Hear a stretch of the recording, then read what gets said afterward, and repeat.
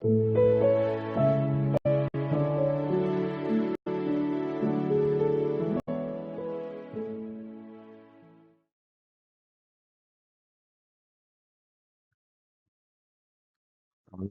子啦，你嘅退休生活小幫手，想退休生活真正無憂，記得 like 同埋 subscribe 呢個 channel，咁我哋日後會有更多嘅資訊分享俾大家嘅。喺開始之前，必須要同大家講清楚先啦。咁我哋呢個頻道分享嘅內容呢，全部都係基於公開資料嘅，只作教育參考，絕對唔係醫療或者財務建議。所有行動之前都務必諮詢返相關嘅專業人士意見。大家試想像一下咯，你同你嘅伴侶計劃好退休嘅生活之後，諗住環遊世界、嘆茶啊、湊孫啊咁樣，係幾咁寫意嘅。但係點解有咁多人嘅香港退休夢都係會變成咗例如排下醫院啊、照顧健康啊、醫療帳單咁嘅健康問題咧？呢個其實唔係個別例子嚟嘅，最主要嘅原因都係因為我哋香港人平均壽命已經去到85歲。一個好現實嘅長壽風險啊！不過唔使驚，我哋今日最主要係同大家拆解下呢個困局嘅。我哋會從呢個健康同埋財務兩大支柱入手，教你點樣係睇一睇中西醫協作嘅智慧上面，加埋政府嘅政策同埋保險工具，為自己建立一個穩健嘅退休防護網啊！點樣可以主動出擊，管理好健康先呢？最好嘅方法就係結合西醫嘅精準同埋中醫嘅調理。咁啊，西醫嘅方面呢，我哋一定要介紹返政府其實有一個慢性病共同治療計劃，即係 CDCC。簡單啲嚟講，你就用好少嘅錢就可以做一個全面嘅慢性病篩查，好似為自己安裝咗一個早期預警嘅雷達咁樣啦，喺問題變成大病之前就發現到佢啦。邊啲人最合適呢？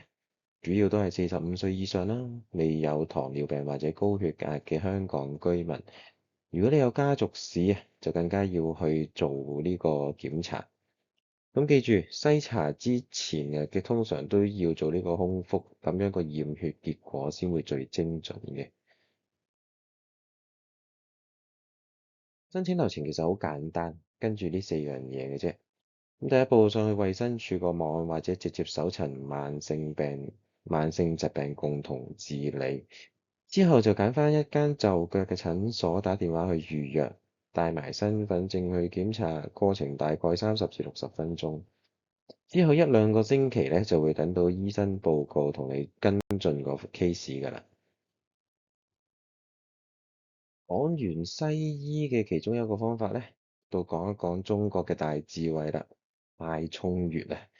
呢樣嘢啊，隨時可以做啊，隨身攜帶。對於一啲壓力大、容易敏感或者有輕微血壓波動嘅朋友咧，每日按一按，其實個效果都非常之好嘅。咁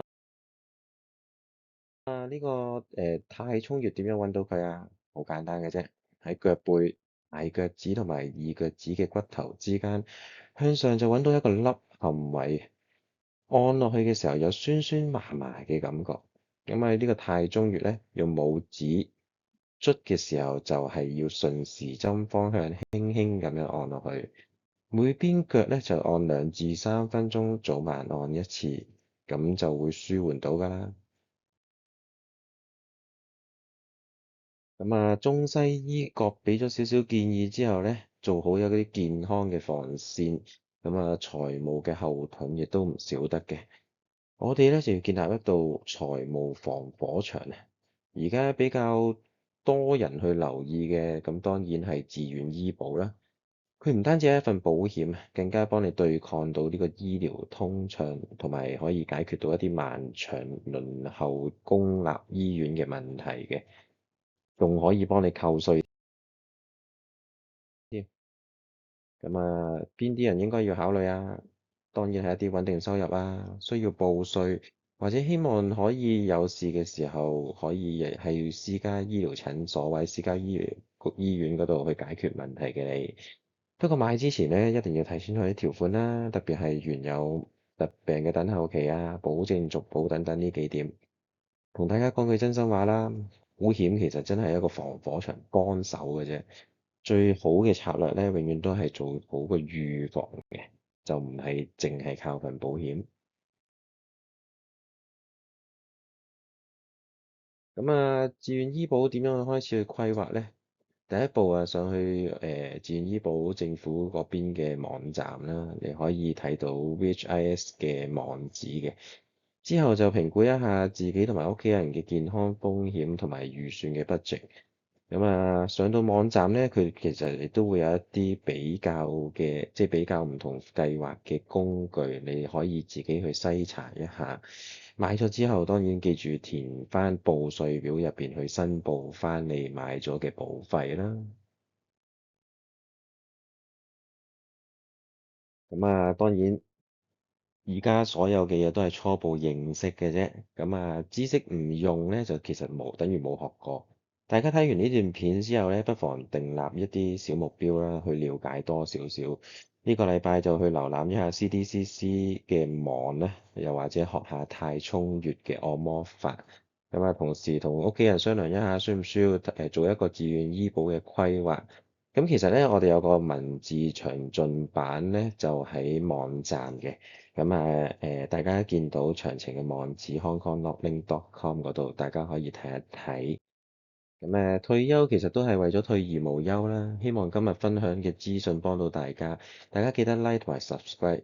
而家都係一啲介紹為主嘅，日後會有好多深化嘅主題俾分享俾大家。